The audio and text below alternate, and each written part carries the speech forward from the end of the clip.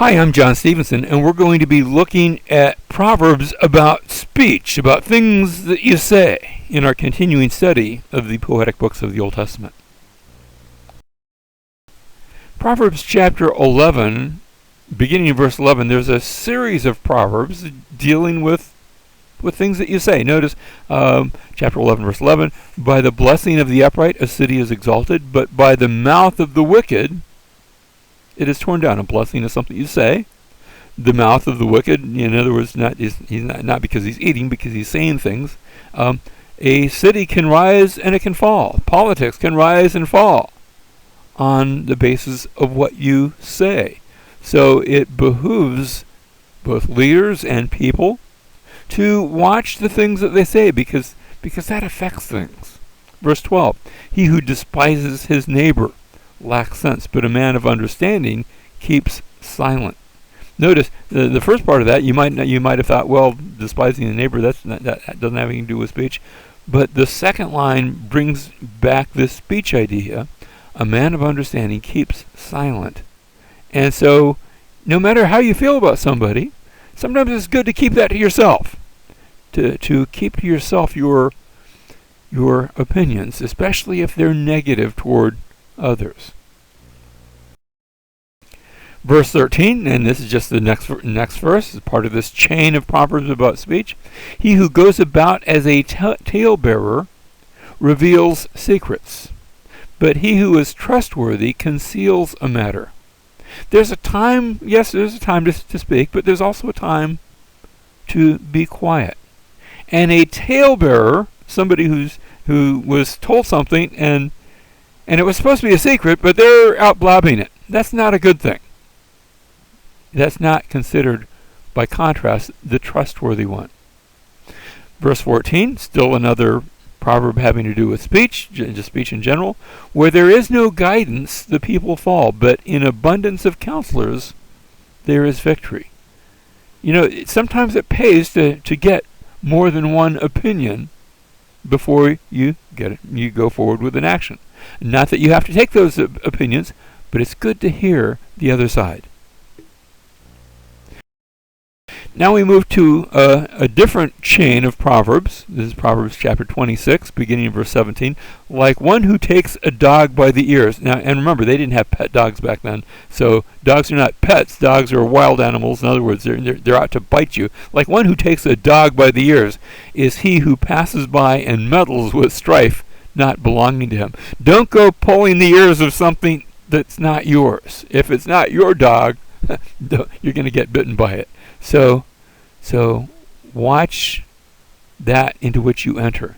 You don't want to meddle with a problem that's not yours. Verse 18, like a madman who throws firebrands, arrows, and death, so is the man who deceives his neighbor and says, was I not joking? Practical jokers, it's not very wise. And so there's a lack of good sense to this idea of someone who deceives his neighbor and says, I was just joking. April Fools. That's not a good thing. It's not a wise thing. Verse 20, continuing this chain, for lack of wood the fire goes out, and where there is no whisperer, contention quiets down. Notice the speech in this case is a whisperer, and it's likened to being fuel for the fire. And some people are just kindling for the fire. They just want to continue that contention, but that's not wise and that's not good. Verse 21, sort of taking that same theme and continuing it of contention, like charcoal to hot embers and wood to fire, so is a contentious man to kindle strife. There are some people that just delight, and maybe even are good at it, but that's not a good thing, of kindling strife. You think about that. Do you want to be around that kind of person? Do you want to be that kind of person? And the answer is no. That's not wisdom. Verse 22, the words of a whisperer are like dainty morsels, and they go down into the innermost parts of the body. Now, think about this. People love secrets. They are like They're like dessert, like ear candy. And the problem with those is that they tend to go down deep and impact who we come to be. Verse 23, like an earthen vessel overlaid with silver dross are burning lips and a wicked heart. Now, an earthen vessel, that's the poorest kind of vessel. It's like a basic dirt pot.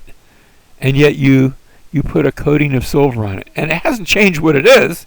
It's still a dirt pot.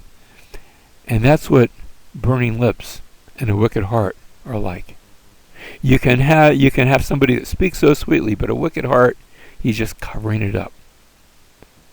And verse 24, he who hates disguises it with his lips, but he lays up deceit in his heart. Here's a person who says one thing, but the hatred and the lie is quite another.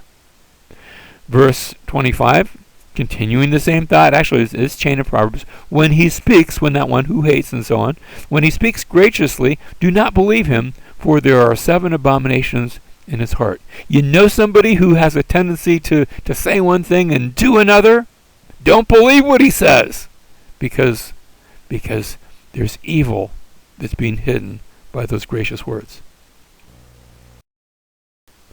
Continuing the same thought, verse 26, though his hatred covers itself with guile, his wickedness will be revealed before the assembly. There finally comes a time, and the giver of the proverb doesn't tell us when that is, but there finally comes a time when that wickedness will be revealed.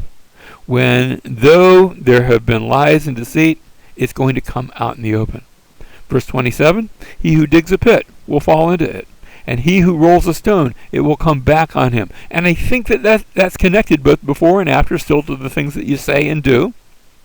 And then verse 28, finishing up this section, a lying tongue hates those it crushes, and a flattering mouth works ruin. Lies in speech are a sign of hatred. And even when it's saying nice things, flattering, and yet it brings bad results. Changing Proverbs now, Proverbs 22, starting a new chain on things you say. Verse 10, drive out the scoffer and contention will go out. Even strife and dishonor will cease. Those people that scoff and put down others, you get away from them, and all of a sudden it's like taking the wind out of a storm. It just goes away. Everything gets calm. Verse 11, he who loves purity of heart and whose speech is gracious, the king is his friend. Now, these are standalone proverbs, and yet they're all dealing with things that you say. And so here's someone whose speech is gracious because their heart is pure. What's on the inside is coming out. And as a result, those in authority, the king, becomes his friend. Verse 12, the eyes of the Lord preserve knowledge, but he overthrows the words of the treacherous man. Because God is the final judge. And he will see that knowledge is preserved, but he will also see that treachery is rewarded in judgment. Now verse 13 picks up with the sluggard. And even though we usually think about the sluggard and we think in terms of work, it's still talking about what he says. So we haven't left that theme of speech that connects all these together. The sluggard says there's a lion outside. I shall be slain in the streets. Notice what he's doing. He's giving an excuse. He's saying, the reason I don't want to go out is because there's lions out there. Well, there's not a lion out on the street. It's probably out in the country somewhere. There were lions in the ancient world. But he's using an excuse, and when you're lazy, any excuse will do. Verse 14, we go from the sluggard to the mouth of an adulteress. It is a deep pit. He who is cursed of the Lord will fall into it. And that's a visual image that just is sort of over the top. And yet, what it's saying is, watch what she says. Don't be persuaded by the sweet talkings of an evil woman. Chapter 13, verse 1, a different set of Proverbs, but notice again 3 in a row that are going to deal with things you say. A wise son accepts his father's discipline, but a scoffer does not listen to rebuke. So notice it's a verbal discipline, and it's something which is listened to. You need to listen to the rebuke of those in authority, because they're going to lead you right. Verse 2, from the fruit of a man's mouth he enjoys good, but the desire of the treacherous is violence. So notice man's mouth, that has to do with speech. And both that which is good versus that which is evil, but it's linked to man's speech. Verse 3, the one who guards his mouth preserves his life. The one who opens wide his lips comes to ruin. Sometimes it's better to keep your mouth shut. Sometimes it's better not to speak at all. Proverbs 17, verses 27 and 28, another 2 proverbs that are sort of joined at the hip regarding speech. He who restrains his words has knowledge, and he who has a cool spirit is a man of understanding. And not necessarily that you're called to be completely quiet, but watch what you say. Have a guard over your mouth. Have a filter over your mouth. And one who has a cool spirit, who doesn't fly off the handle, that's a man of understanding. Verse 28 is the next proverb. Even a fool, when he keeps silent, is considered wise. When he closes his lips, he is considered prudent. When he opens them, oh well, now you can tell what's on the inside. You can tell that he's a fool. But as long as he's quiet, then people give him the benefit of the doubt. They think, well, maybe he is wise. Proverbs, now we're switching over to plans, and yet they are plans that still have something to do with talking. So Proverbs chapter 16, verse 1, the plans of the heart belong to man, but the answer of the tongue, notice things you say, is from the Lord. And then verse 2, all the ways of a man are clean in his own sight, but the Lord weighs the motives. And so, we often look at our hearts and we think, well, I'm doing the right thing. Very few people are acting and saying, gee, I'm the villain in my story. Even people that are bad don't view themselves as the villain. They view themselves as sort of a different kind of hero. But the Lord is our final judge. And so he says in verse 3, commit your works to the Lord. Again, having to do with plans. Commit your works to the Lord, and your plans will be established. Put God first, and it's amazing what he will do with your plans. The next verse, the Lord has made everything for its own purpose, even the wicked for the day of evil. God's plans are bigger than our plans. Verse 5, everyone who is proud in heart is an abomination to the Lord. Assuredly, he will not be unpunished. You say, well, what does that have to do with planning? We'll look at the verse before and look at the verse after, and maybe there's the bridge, the connection. Verse 6, by loving kindness and truth, iniquity is atoned for, and by the fear of the Lord, one keeps away from evil. Are you putting God first? Do you have a real respect? Do you have a real fear of the Lord? That calls for a response on your part. The next verse, when a man's ways are and this is his plans and his path, when a man's ways are pleasing to the Lord, he makes even his enemies to be at peace with him. Follow the Lord. And even those who don't like you might have to come to respect your path. Verse 8, better is a little with righteousness than great income with injustice. We've said this before, but it's a regular principle, that what is wise is also good.